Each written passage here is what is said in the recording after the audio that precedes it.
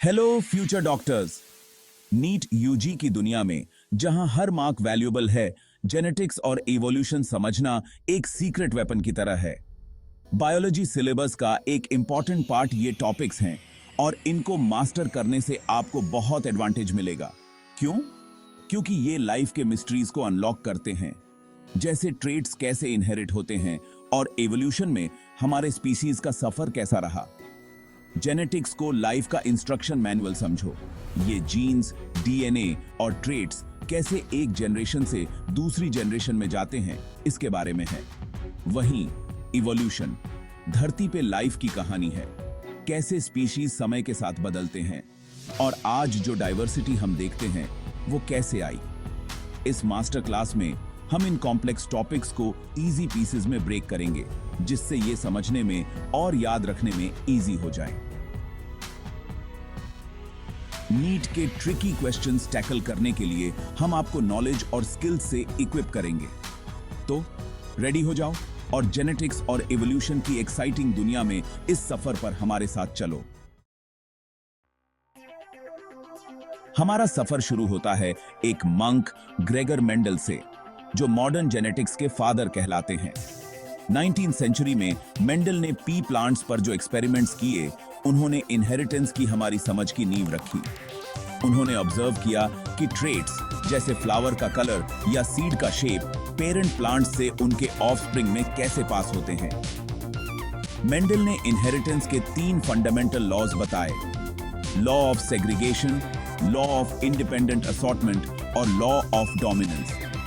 हर parent में एक gene की 2 कॉपीज होती हैं, लेकिन ऑफस्प्रिंग को सिर्फ एक ही मिलती है। इसे ऐसे इमेजिन करो जैसे कॉइन टॉस करना। आपको या तो हेड्स मिलेगा या टेल्स।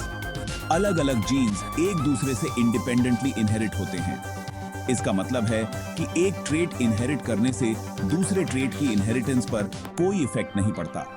कुछ अलीलीज डोमिनेंट होते हैं, जबकि कुछ रिसेसिव। डोमिनेंट अलीलीज रिसेसिव अलीलीज के एक्सप्रेशन को छुपा देते हैं। ये लॉज मेंडेलियन जेनेटिक्स की बेस हैं और ये समझने के लिए इंपॉर्टेंट हैं कि ट्रेट्स जनरेशंस में कैसे पास होते हैं। चलो डोमिनेंट और रिसेसिव एलील्स के कॉन्सेप्ट को समझते हैं। एलील्स को ऐसे इंस्ट्रक्शन समझो जो एक स्पेसिफिक ट्रेट बनाते हैं। आपको एक एलील अपनी मदर से मिलता है और एक अपने फादर से। डोमिनेंट एलील्स ऐसे लाउड इंस्ट्रक्शंस की तरह होते हैं जिन्हें हमेशा फॉलो किया जाता है। अगर आपको एक भी डोमिनेंट एलील इनहेरिट होता है तो वही ट्रेट आप एक्सप्रेस करेंगे। उदाहरण के लिए ब्राउन आईज वाला एलील ब्लू आईज वाले एलील पे डोमिनेंट होता है। रिसेसिव एलील्स ऐसे क्वाइट विस्पर्स की तरह होते हैं जो तभी सुनाई देते हैं जब कोई और बात नहीं कर रहा होता। रिसेसिव ट्रेट एक्सप्रेस करने के लिए आपको रिसेसिव एलील की 2 कॉपीज इनहेरिट करनी पड़ती हैं।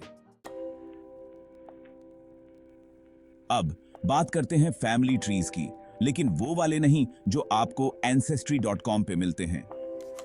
जेनेटिक्स में हम ट्रेट्स की इनहेरिटेंस को मल्टीपल जनरेशंस में ट्रैक करने के लिए पेडिग्री चार्ट्स यूज करते हैं।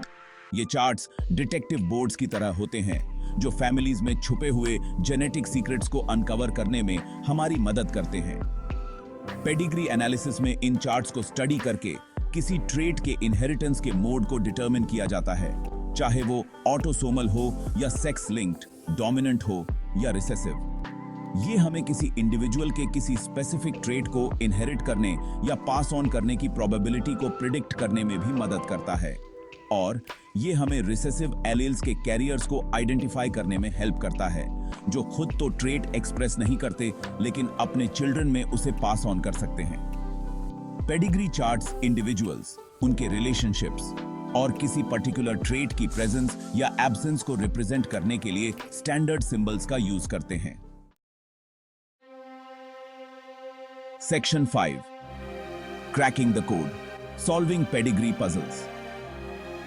आओ अपने पेडिग्री एनालिसिस स्किल्स को एक एग्जांपल से टेस्ट करते हैं।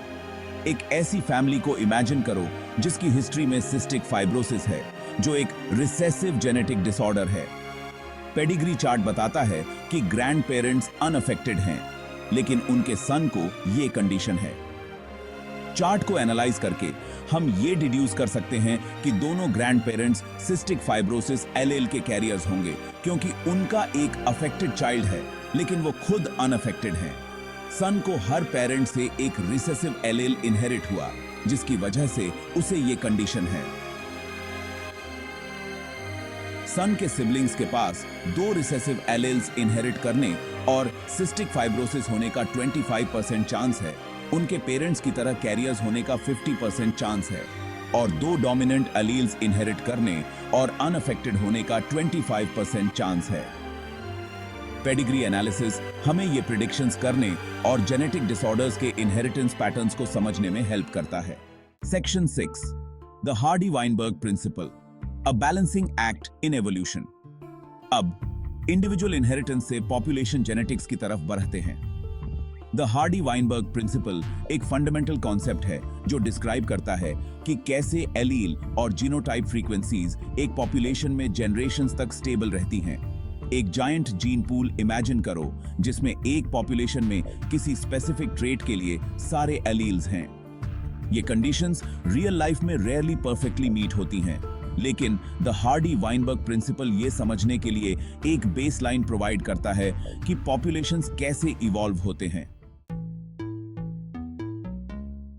Section 7, applications of the Hardy Weinberg principle.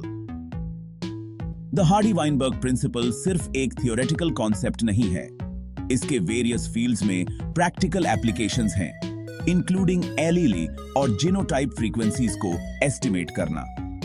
एक जीनोटाइप या एलील की फ्रीक्वेंसी जानकर हम पॉपुलेशन में दूसरे जीनोटाइप्स और एलील्स की फ्रीक्वेंसीज कैलकुलेट करने के लिए हार्डी-वाइनबर्ग इक्वेशन यूज कर सकते हैं। साथ ही जेनेटिक डिजीजेस को ट्रैक करना एक और की एप्लीकेशन है। ऑब्जर्व्ड जीनोटाइप फ्रीक्वेंसीज को हार्डी-वाइनबर्ग इक्विलिब्रियम द्वारा प्रिडिक्टेड फ्रीक्वेंसीज के साथ कंपेयर करके हम उन पॉपुलेशंस को आइडेंटिफाई कर सकते हैं जो कुछ जेनेटिक डिसऑर्डर्स के लिए हायर रिस्क पर हैं, और बिल्कुल इवोल्यूशनरी फोर्सेस को स्टडी करना। हार्डी-वाइनबर्ग इक्विलिब्रियम से deviations, mutation, gene flow, genetic drift या नेचुरल सिलेक्शन जैसी इवोल्यूशनरी फोर्सेस की प्रेजेंस इंडिकेट कर सकती हैं। द हार्डी-वाइनबर्ग प्रिंसिपल और उसके एप्लीकेशंस को समझना पॉपुलेशन जेनेटिक डेटा को इंटरप्रेट करने और इवोल्यूशनरी प्रोसेसेस को समझने के लिए क्रूशियल है। देखो ये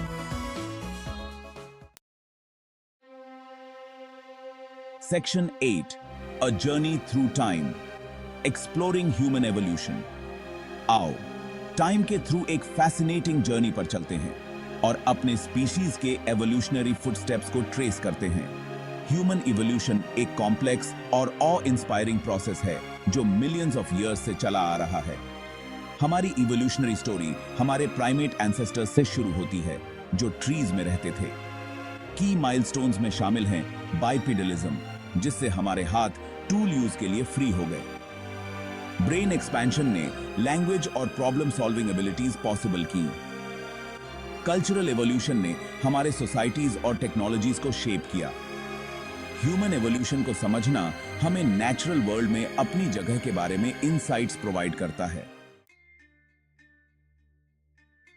सेक्शन 9, की माइलस्टोन्स इन ह्यूमन एवोल्यूशन। जैसे जैसे हम ह्यूमन एवोल्यूशन के थ्रू जर्नी करते हैं, कई की माइलस्टोन्स सामने आते हैं।